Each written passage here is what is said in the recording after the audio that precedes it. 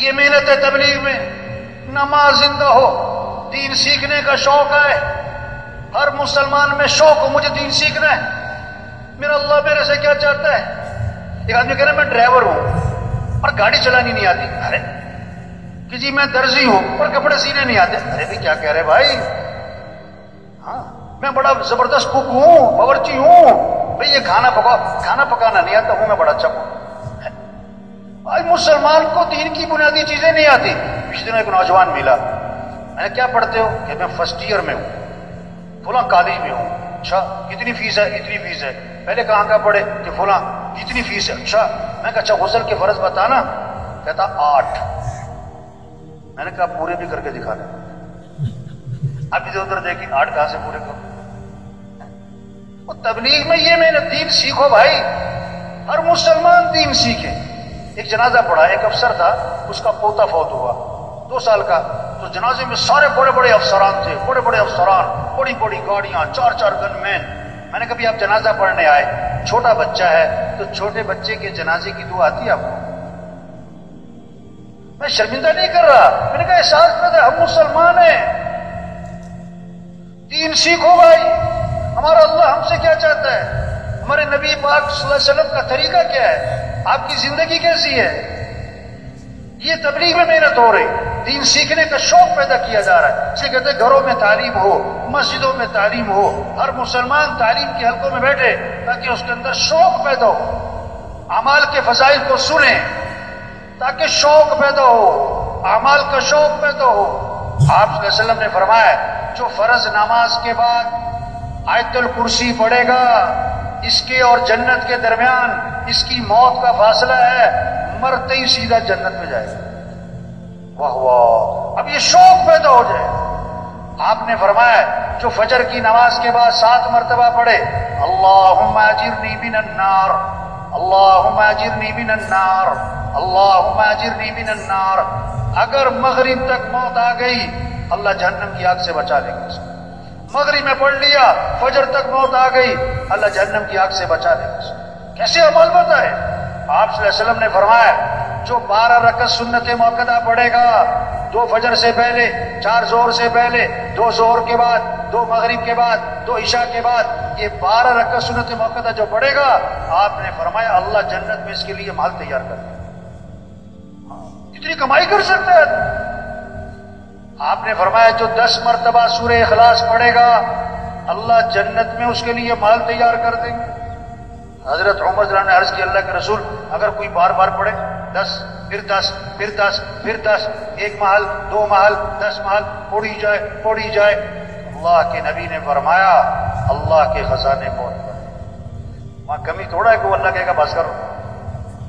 یہ تبلیغ میں محنت ہو رہی، ہمارے افسروں میں شوق ہو اعمال کا، قرآن کا، ذکر کا، ہمارے مالداروں میں، ہمارے غریبوں میں، ہمارے مزدوروں میں۔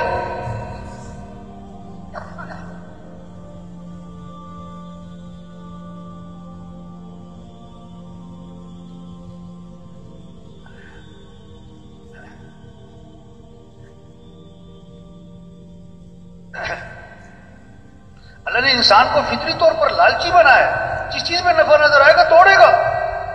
ہمیں شوق دلایا اعمال کا، قرآن کا۔ ہمارے گھروں میں مقابلہ ہو کس کا؟ 1 سپارہ پڑھا ہے میں 2 سپارے پڑھوں، 2 سپارے پڑھے میں 3 سپارے پڑھوں۔ ابا قرآن پڑھے، اماں قرآن پڑھے، بیٹا قرآن پڑھے، بہو قرآن پڑھے، بیٹی قرآن پڑھے، پوتا پوتی قرآن پڑھے۔ قرآن کا شوق ہو، قرآن سے عشق ہو، قرآن سے محبت ہو، تلاوت کا ذوق ہو، تلاوت کا مزاج ہو، اس سے گھروں میں برکتیں آئیں گی، رحمتیں آئیں گی، خیریں آئیں گی، اس سے زندگی آسان ہوگی، چیزوں سے نہیں اعمال سے۔ صحابہ کے گھر چیزوں سے خالی تھے، اعمال سے بھرے ہوئے تھے، آج گھر چیزوں سے بھر گئے اور اعمال سے کیا ہو گئے؟ ویران گھر وہ نہیں ہے جس گھر میں مال نہیں، چیزیں نہیں، ویران گھر وہ ہے جس گھر میں اعمال نہیں، جس گھر میں اعمال نہیں، قرآن کی تلاوت نہیں، اللہ کا ذکر نہیں، نمازوں کا اہتمام نہیں، چاہے سونے چاندی سے بھرا ہو، چاہے 10 کنال کا بنگلہ ہو، یہ ویران گھر ہے۔ اس گھر میں مصیبتیں، نحوستیں، پریشانیاں، دکھ اور غم آئیں گے۔ یہ محنت ہو رہی، کہ گھروں کو آباد کرو اعمال سے، قرآن کی تلاوت سے، اللہ کے ذکر سے۔ سب کے ہاتھوں میں تسبیح، توبہ توبہ، دو موبائل رکھے ہوئے ہیں، تسبیح نہیں رکھی ہوئی۔ 6 گھنٹے ہاتھ میں موبائل نظر آتا ہے، 10 منٹ کے لیے تسبیح نظر نہیں آتی۔ آج بچے کو بھی چپ کرانے کے لیے موبائل پکڑاتے ہیں، تسبیح نہیں پکڑاتے۔ کسی کو موبائل تحفے میں دو، بڑا خوش ہوتا ہے، کسی کو تسبیح تحفے میں دو تو حیران ہو کے پوچھتے کیا ہوا تم؟ الا بذکر اللہ تطمئن القلوب، کان کھول کے سنو، دلوں کا اطمینان تو اللہ کی یاد میں ہے۔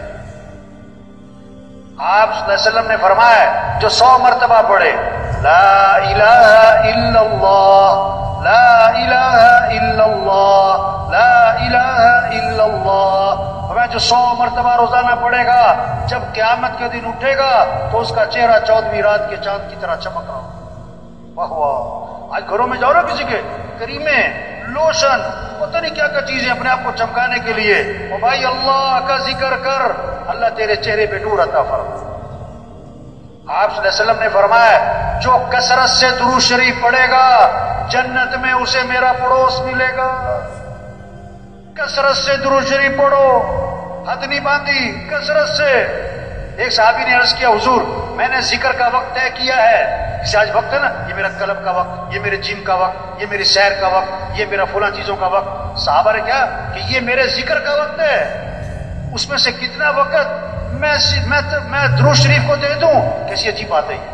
صحابی کیا پوچھ رہے ہیں اللہ کے رسول میں نے ذکر کا وقت طے کیا، اس میں سے کتنا وقت درود شریف کو دے دوں؟ پھر خود ہی عرض کیا حضور 1/4 وقت درود شریف، باقی دوسرے اذکار۔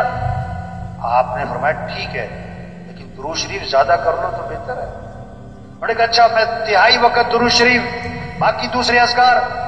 ٹھیک ہے لیکن درود شریف زیادہ کر لو تو بہتر ہے۔ انہوں نے کہا اچھا میں آدھا وقت درود شریف، باقی دوسرے اذکار۔ اور میں ٹھیک ہے لیکن درود شریف زیادہ کر لو تو بہتر ہے۔ حضور 2/3 وقت درود شریف، 1/3 باقی اذکار۔ فرمایا ٹھیک ہے لیکن درود شریف اور زیادہ کر لو تو بہتر ہے۔ انہوں نے عرض کیا اچھا میں سارا وقت درود شریف کو دیتا ہوں۔ آپ نے فرمایا اذن تکفی ہمک ویغفر ذنبک، اگر تم ایسا کرو گے تمہاری ساری پریشانیاں دور کر دی جائیں گی اور تمہارے سارے گناہوں کو معاف کر دیا جائے گا۔ ہمارے گھروں میں فضا بنے، ہمارے وکیل، جج، افسر، ہمارے مزدور، ریڑھی والے، چھاپڑی والے، فضا بنے ان میں کیا؟ قرآن کی، ذکر کی، استغفار کی۔ آپ صلی اللہ علیہ وسلم نے فرمایا جو کثرت سے استغفار کرے گا اللہ ہر تنگی سے اسے نکالے گا، پریشانیوں سے بچائے گا، اللہ وہاں سے رزق دے گا جہاں سے وہم و گمان بھی نہیں۔ استغفار کرو۔ لولا تستغفرون اللہ لعلکم ترحمون، وہ استغفار کیوں نہیں کرتے؟ اللہ کی رحمتیں برسیں گی۔ وقلت استغفروا ربکم انه كان غفارا يرسل السماء عليكم مدرارا ويمددكم بأموال وبنين ويجعل لكم جنات ويجعل لكم انهارا۔ استغفار پر اللہ گناہ بھی معاف کرے گا، اللہ بارشیں دے گا، اللہ مال بھی دے گا، اولاد بھی دے گا، نہروں میں برکت، باغات میں برکت، یہ اللہ کے وعدے ہیں۔ کس پر؟ استغفار پر۔ یہ زندہ ہو استغفار، یہ محنت ہے۔ جو کچھ سنا گیا اللہ اس پر عمل کرنے والا اور آگے لوگوں تک پہنچانے والا بنائے۔ مزید اصلاحی بیانات کے لیے ہمارا یوٹیوب چینل ایمان و یقین کو سبسکرائب کریں۔ جزاک اللہ۔